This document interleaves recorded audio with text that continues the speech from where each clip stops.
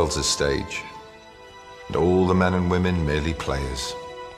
They have their exits and their entrances, and one man in his time plays many parts, his acts being 7 ages. There's an old saying in Tennessee, I know it's in Texas, probably in Tennessee, that says, "Fool me once, shame on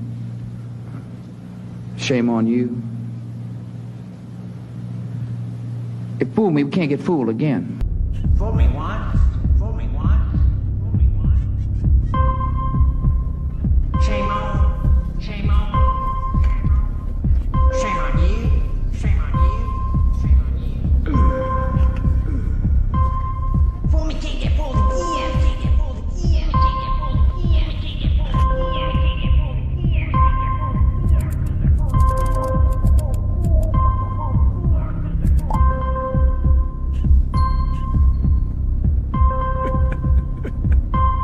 He was playing golf. The word we have is that he was playing golf when it happened. And this is some video of the president out playing golf. And when the network started calling it, I think CNN went first, and then sort of everybody called it all at once. And then Fox called it maybe 30 minutes later or so, something like that. And then everybody's just been kind of watching this all day. But the president heard while he was on the golf course, stayed on the golf course, we're told. We don't know anything about how the golf, there he goes. And then we have some pictures of him when he arrived back at the White House. You saw that scene there, thousands and thousands of people out cheering. Well, he drove past that on the way, and that's a photo that will, that'll probably be one that lives for a while. As he was going back in, 45, President Trump, the 45th president of the United States, going back into the White House. We've heard a little from him since then, but not a whole lot. I believe that together we can make America great again. I believe that together we can make America great again.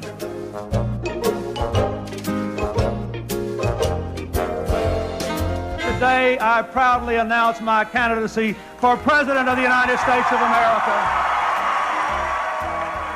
We will make America great again. I ask you to join with us today, to give me your hands and your hearts, to give me your prayers and your help. I believe that together we can make America great again. You guys know what this represents? Tell us, sir. Maybe it's the calm before the storm. What's the storm? Could be the calm before the storm. What storm? We have the world's great military people in this room, I will tell you that. And we're going to have a great evening. Thank you all for coming. What storm, Mr. President? You'll find out. CNBC's Kayla Tausche is in Washington following the president for us today. What do we know about golf and going forward to now? And then we'll talk about later. Well, Shep, it was about 4 hours between when that original call came and when the president returned to the White House. He spent much of that time on the golf course and sort of enjoying the company that was with him. But privately, aides say that he was fuming, not just because of the call that was made, but also because of a perceived lack of support from those that were working for him, not only in the White House, but also on the campaign. And the campaign manager, Bill Stepien, and the deputy campaign manager, Justin Clark, tried to speak directly to that in a call earlier this morning with donors and organizers where they urged supporters to stay at the ready to attend rallies and protests and fights for the president as he continues this legal challenge going forward, and sort of echoing the president's tweets and statements, even as questionable as some of those, the language in those have been, which is why we're not going to show them to you, but essentially trying to vocalize their support for the president in the way that he feels he wants to respond to this development. First of all, for the state of Commonwealth of Pennsylvania, and then for a number of other states. And these lawsuits will be brought starting on Monday. The U.S. presidential election of 2000 was one of the closest and most controversial elections in American history. Then, Vice President Al Gore ran against Texas Governor George W. Bush, the son of former President George H.W. Bush. Both were high-profile figures with opposing political views. The campaign season was tense. That tension all came to a head on election night, leading to one of the most unusual outcomes in history. a presidency secured by a Supreme Court ruling in Bush v. Gore. I'm especially grateful we got a new pope. Hallelujah. I shouldn't say that. It's Lent. I know you cannot talk about the voting, but take us inside the Sistine Chapel to that moment when you all knew there was a new pope. Yeah, that's a remarkably emotional experience, George. And even though we weren't surprised, because we could see it coming as the votes are slowly tallied and as we've seen the direction that the Holy Spirit was leading us, but still the moment he got to the number needed, 77, was wonderfully inspirational. I don't think there was a dry eye in the House. What moved me was how the whole nature and identity of Jorge Bergoglio changed and was transformed into Pope Francis. Here was a man that just a couple hours before we were pouring coffee with and walking through the halls of St. Martha and chatting with, and now all of a sudden he's our Holy Father. And we're pledging him our love and our allegiance and our loyalty and our prayer. In this country of ours, the most improbable things can happen as well. Take that from a guy who met his first president on the day he was born, and his second on the day he was brought home from the hospital. Yes, only in America could a man be born the son of one leader and the brother of another, or Saudi Arabia, or Westeros, I guess, anywhere with a hereditary monarchy. Simply put, this country and this world benefit from your commitment to Jesuit principles, to being men. As a graduate of another great Jesuit institution, Xavier University, I have great affection for the value and purpose of a Jesuit education. Faith is what has gotten me through difficult times in my life. When I lost my wife and daughter, when my son had stage 4 glioblastoma, it was a matter of months. Personally for me, faith, it's all about hope and purpose and strength.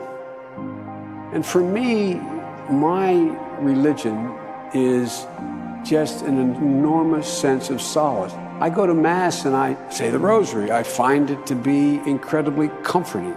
And Kierkegaard said, faith sees best in the dark. Think of all the people you know who are going through horrible things, and they get up every morning and they put one foot in front of the other. I marvel at people who absorb hurt and just get back up. And I'm absolutely, thoroughly convinced and optimistic about the prospects of this country. No, I really mean it. There is nothing we can't do.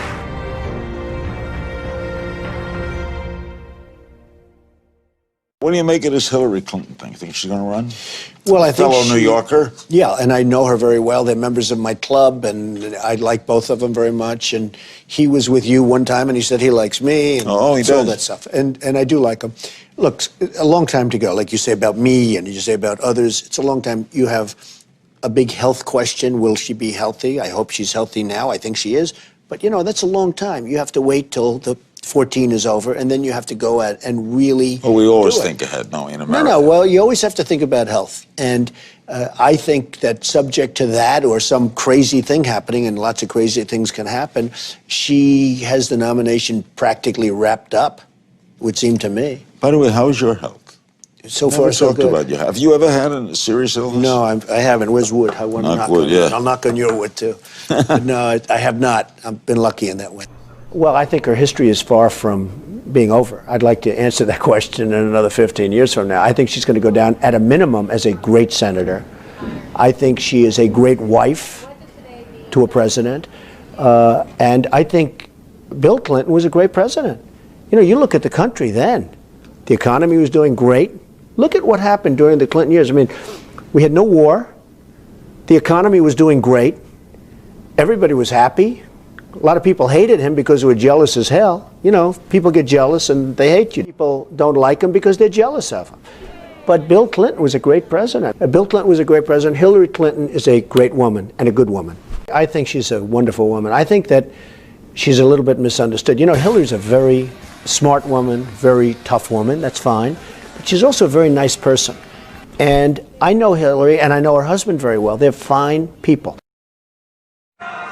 We're having some fun here tonight, and that's good. On a personal note, what an amazing honor it is to be with all of you. And I want to congratulate Hillary on getting the nomination, and we're in there fighting, and over the next 19 days, somebody's going to be chosen. We'll see what happens. But I have great memories of coming to this dinner with my father over the years when I was a young man.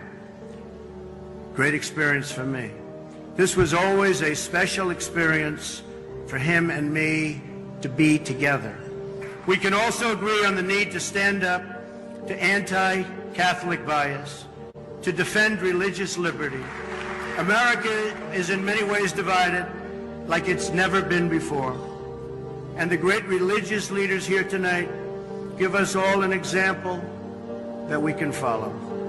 We're living in a time and age that we never thought possible before. And we've got to come together, not only as a nation, but as a world community. Catholics are an important part of the American story. America has been strengthened by hardworking Catholics. From New York to California, the Catholic story is truly unique, and it's a great story.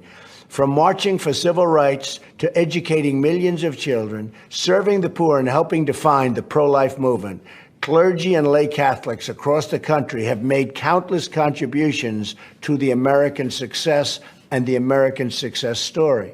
Washington politicians have been hostile to the church. They have been hostile to Catholics. They have been hostile to the members of Catholicism.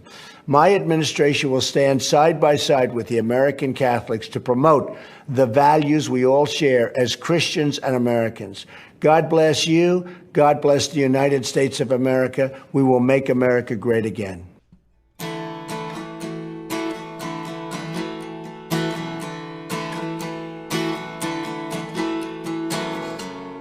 If I could turn the page and time that I'd rearrange just a day or two, close my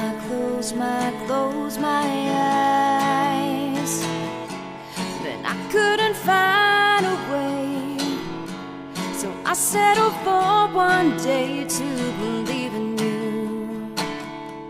Tell me lies.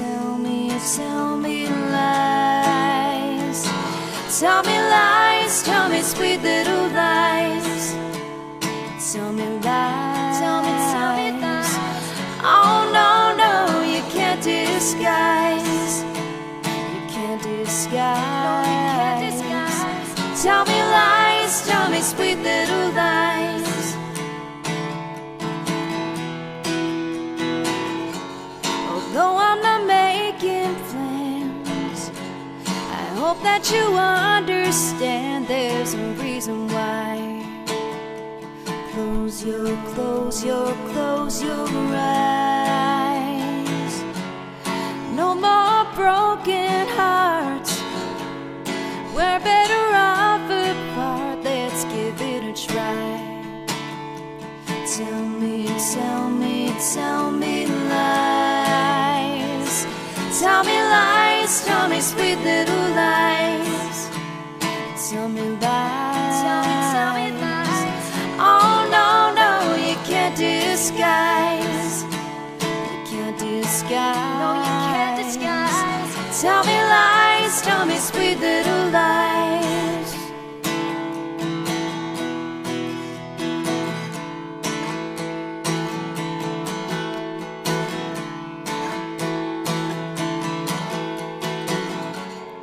If I could turn the page and time that I'd rearrange just a day or two, close my eyes. I couldn't find a way, so I settled for one day to believe in you. Tell me lies. Tell me lies, tell me sweet little lies. Tell me lies, tell me lies. Oh no, you can't disguise. You can't disguise. No, you can't disguise. Tell me lies, tell me sweet little lies. Tell me lies, tell me lies.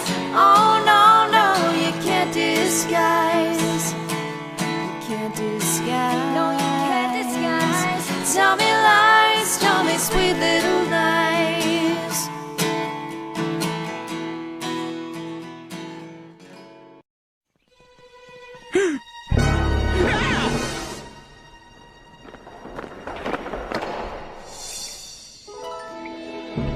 Where am I?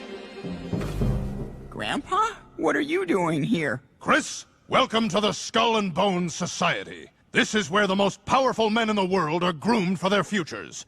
Every president, every CEO, every douchebag named Ryan Seacrest. The Skull and Bones Society has been a part of my family for decades, and we want you to become a member. Really? Wow, cool! Excellent. You get your own stock portfolio, a percentage of the 9/11 Victims Fund, and the best medical care on the planet. You'll be kept as healthy as a horse.